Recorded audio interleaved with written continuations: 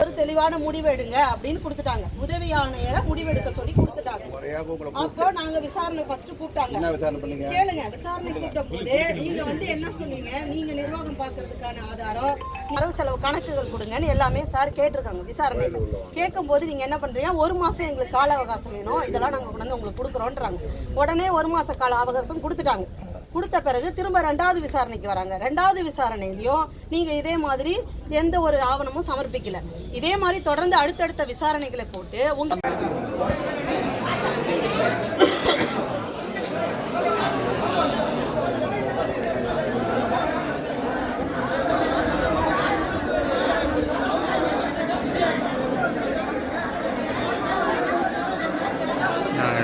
கை தகராறு போகுது அங்கே இருக்கும்.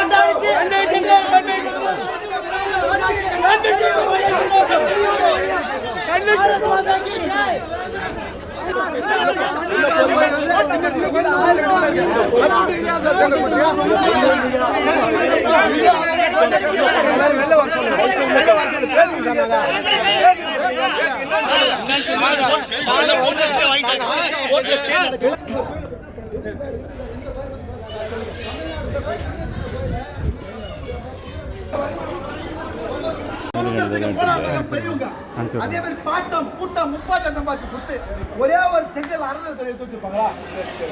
அழிஞ்சு போவோம். இந்த அறநிலையத்துல சத்தியமா சாபம், இந்த ஆத்தா மேல சாபம் வர அழிஞ்சு போவோம். சமாதானம் தேவையில்லாத பேசாதீங்க. வாயை கொடுத்து எங்கள்கிட்ட மல்லி கட்டிக்கிட்டு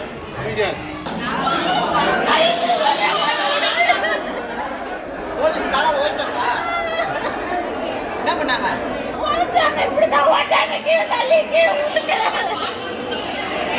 யாருமா வச்சா?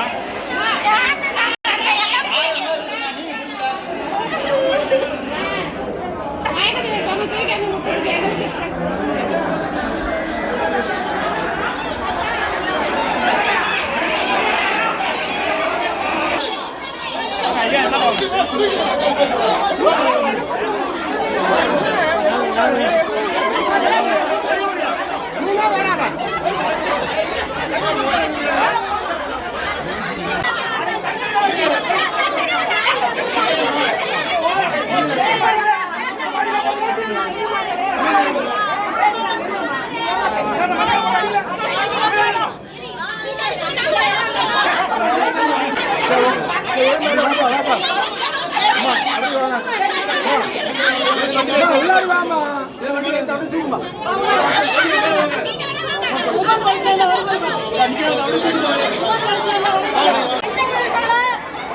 லஞ்ச ஒழிப்பு தான் இது. லஞ்சம் வாங்கிக்கிட்டு இதை கவர்மெண்ட் ஒப்படைக்க நிற்கிறாங்க.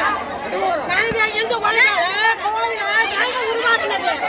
ஒரு விசேஷம் நடந்தா நாங்க எங்க சொந்த காசை போட்டு நாங்க விசேஷம் நடத்துறோம். இல்லையோ நகையோ நட்டோ எதுவும் கிடையாது. அதை நாங்க நிர்ணயிக்கிறதுக்கு எங்களுடைய சொந்த உழைப்பால சொந்த பந்தத்திட்ட சேர்த்து நாங்க வாங்குறோம். ஊருக்குள்ள கூட யாருக்கிட்ட வசூல் பண்ணி நாங்க வாங்கல. அதனால இதை நாங்க கோயில உருவாக்கினது நாங்க. அன்னைக்கு முள்ளி செடி வாங்குறது இன்னைக்கு கவர்மெண்ட் ஒப்படைக்க விட்டுறாங்க. இன்னைக்கு எல்லாம் நாங்க செஞ்சு வச்சது பிறகு எப்படி கவர்மெண்ட் ஒப்படைக்கிறது? நாங்க விடுவோம், விடவே முடியும்.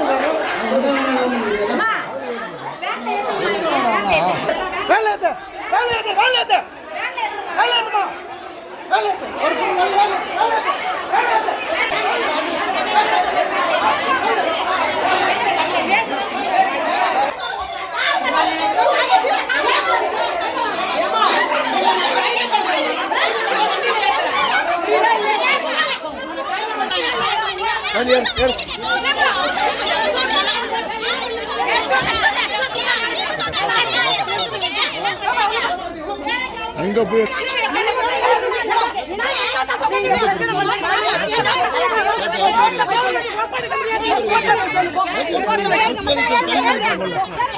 ஐடி கார்டு கட்டு கீழே